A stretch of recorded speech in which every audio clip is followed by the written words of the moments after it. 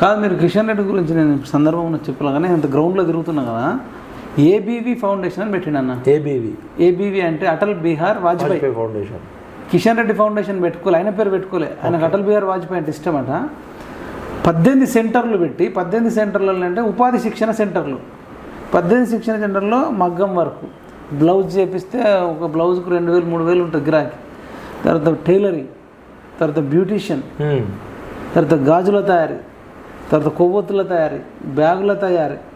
అంటే ఇవి ఎందుకు చెప్తున్నా అంటన్నా, మళ్ళీ మొత్తం మహిళలకే, అమ్మాయిలు మహిళలు కూడా చాలా మంది జర్నలిస్టులు చెప్పారు.